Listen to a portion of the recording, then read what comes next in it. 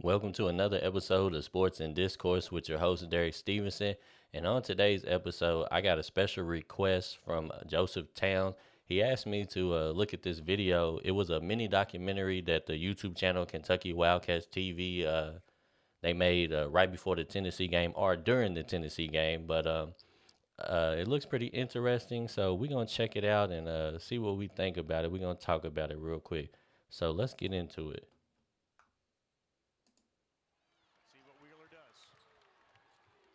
And of course, it starts off with us getting busted by South Carolina at home, which was not a good look for us.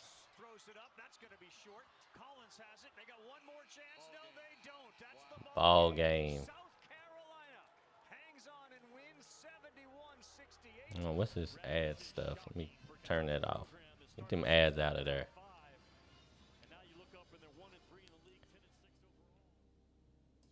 Hey, look at my man right there.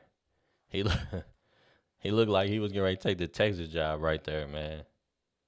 He looked like he looked like he didn't really even know what to say right there, man. He just kind of like, damn. I don't know what to do with this one. Look, they hyping him up too. It's a marathon, coach. I ain't flinching. I've done this a long time. Are we good right now? No, we're not very good.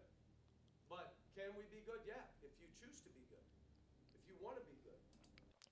See, this is some of the stuff that is interesting because it's kind of like these talks and this motivation is kind of what actually makes Calipari good at his job. But then on the other hand, it's kind of what makes a lot of people hate Calipari.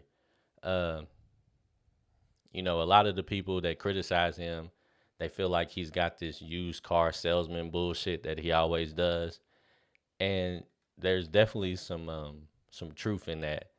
He just kind of seems like he's always selling you this dream, but I think he actually does mean some of that shit. Like honestly, when I hear him tell the kids like, if you want to be good, you can be good. Like I kind of actually agree with him because I just feel like this team has it in them to be a good team.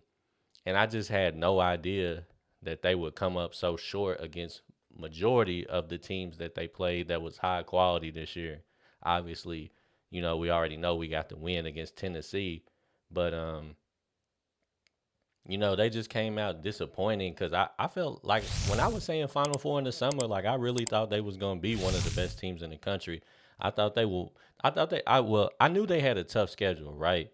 But I didn't think that they would get busted this many times. I didn't think they would look this bad in some of the games. I definitely didn't expect Missouri to wipe the floor with them or South Carolina to beat them at home. So those was two of the games that I wasn't even really anticipating them losing. So yeah, I kind of understand what Cal is saying right there. Like if you want to be good, like damn man, like have some pride and be good. But like I said, that's a lot of the reason why some people hate him because they feel like he's just always selling you a wolf ticket. We're going to be fine, okay? Bring it in, baby. Let's bring it in. Let's bring it in. Let's bring it in. But he looked like he knew what he was talking about since they actually came out and won the next game against the number 5 ranked Tennessee Volunteers. So maybe he really believed it. Maybe he wasn't just, selling the dream to the team.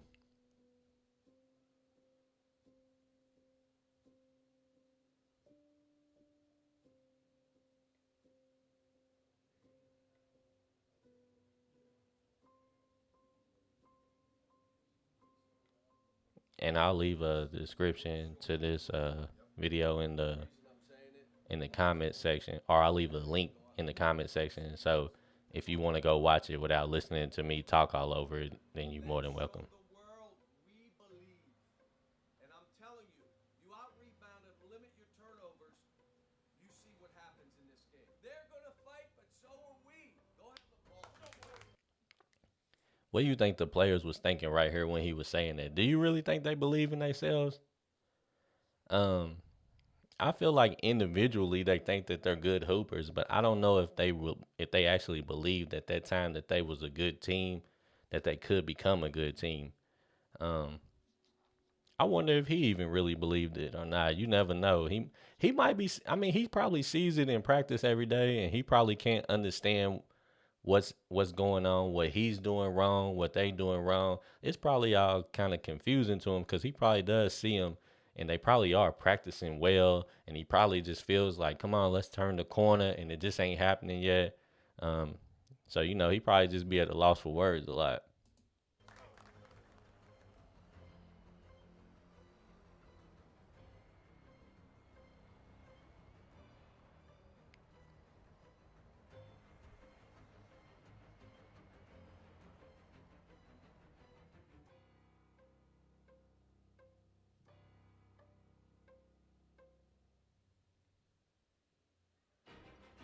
You want to see more fight from this Kentucky team now that they're being challenged the way they are this year. Phillips with the offensive rebound. That'll go, and it's 8-0.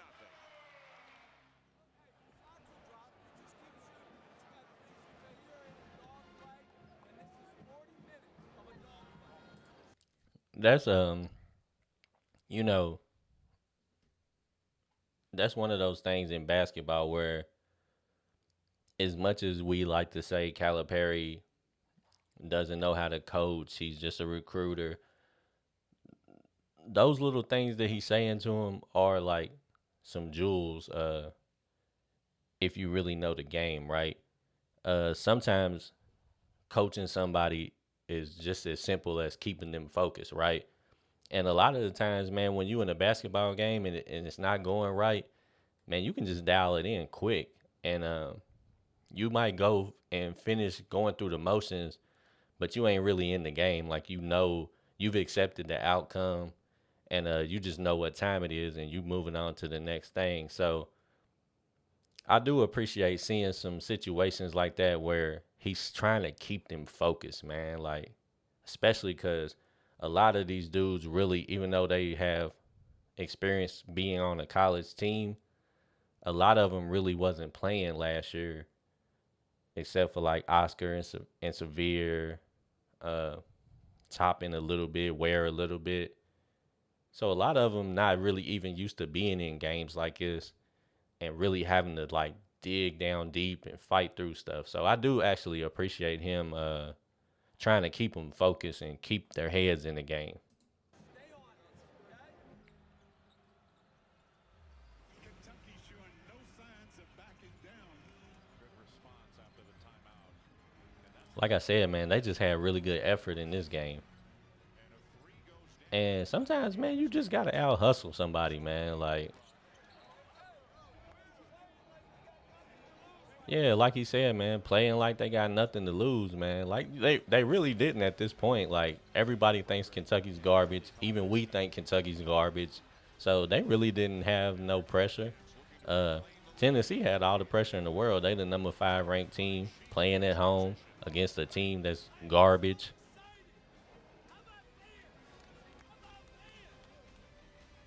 And Calipari hyping him up over there, man. But Lance been playing hard.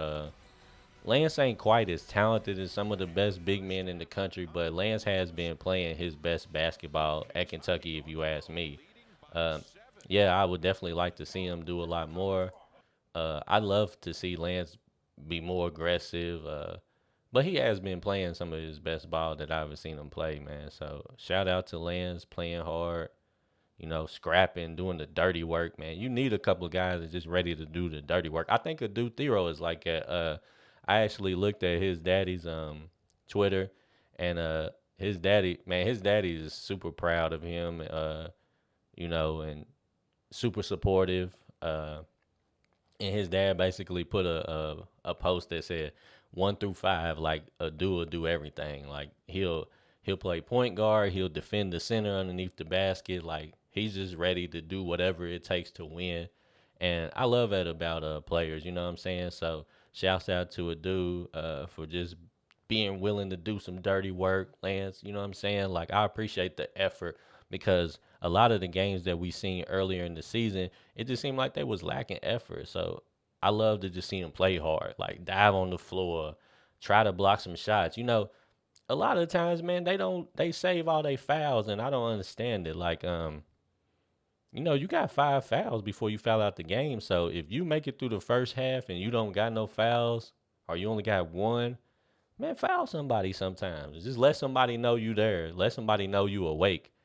Make somebody be aware of your presence. We came this far to go farther. Not 20 minutes. 40 minutes. We didn't come 40 minutes, man. Keeping them focused. Gotta keep their heads in the game. Now we got another half. Everybody understand that? Listen. It's hard to to play a good game for 40 minutes, man. It's tough. 20 minutes of basketball. But the first half is over with, so you got to focus on giving supreme effort for this next 20 minutes. You can't let up. Look at Oscar, man, making them pro moves, man. I never seen this before. And see, that's a move that right there, that's a move that Reeves makes all day long at mid-major. And finally, he's learning to get the confidence to do these things at the high major level, man. I thought he was going to be a supreme scorer at Kentucky, and I think he can be, man. He just got to get confidence again. Look at CJ. Never seen that type of confidence from him all season. And see, like Cal saying, man, play to win, man. Like, play aggressive. Keep going at Tennessee. Don't let up, man. They did it.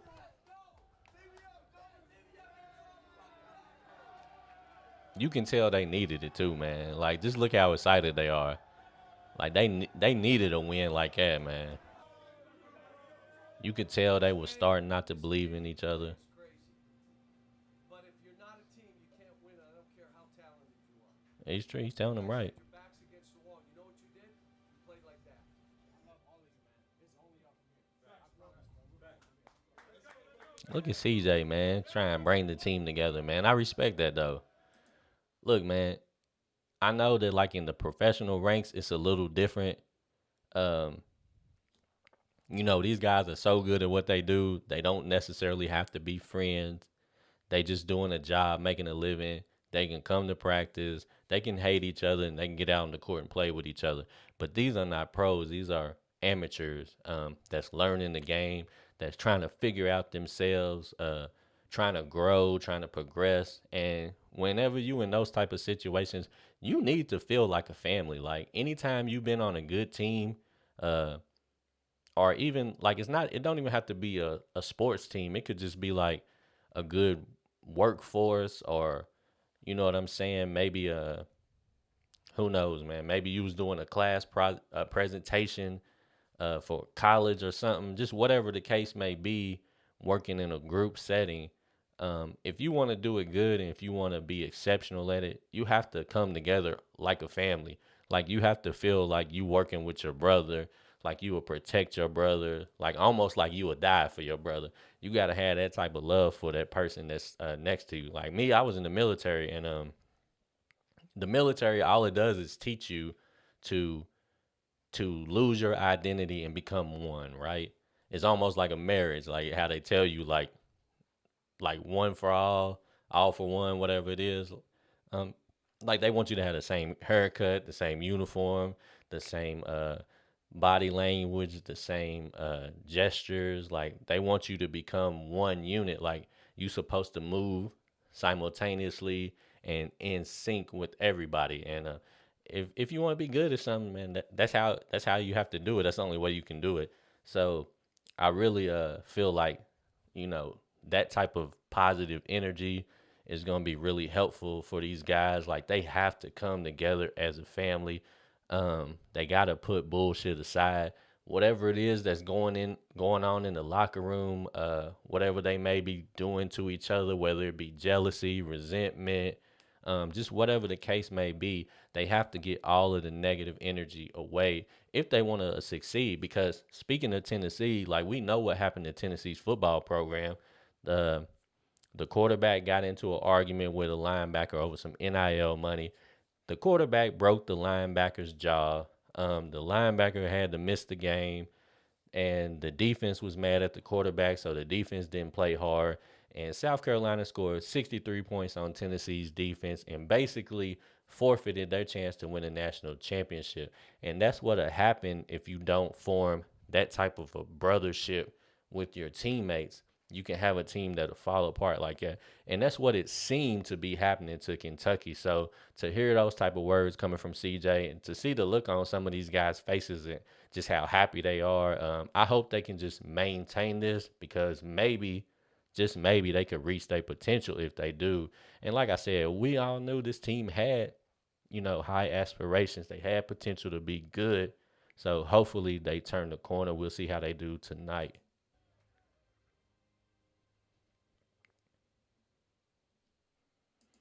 But yeah, you know, this was actually a really good documentary, little mini series, if you will.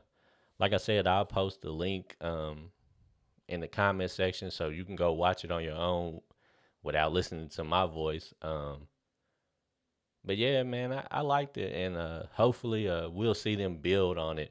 Like I said, I want to see them put a win streak together, at least 2 or 3 games, so that I can know that in March they be capable of winning. Because in March you got to be able to win. You got to be able to put a streak together to win the tournament. So that's what I want to see from them. I want to see them be able to win 2 or 3 games in a row, and you know, we can start a new season right here, and we can try to salvage it, and we can become something special. It's set up for them to do it, man. Like so, like you said, they got to believe in each other. They got to believe the world is against them. They got to believe the fans is against them. They got to believe that they plan to save their coach's job. Like whatever motivation that they got to come up with, they got to do it right now in order to try to save this season. So hopefully they'll come out tonight and be ready to go, man, and ready to piggyback off of this game. Um, but we'll see, man. But anyways, y'all let me know what y'all think about the documentary and how you feel about the team overall. And we'll get back at it next time. Sports and Discourse with Derek Stevenson.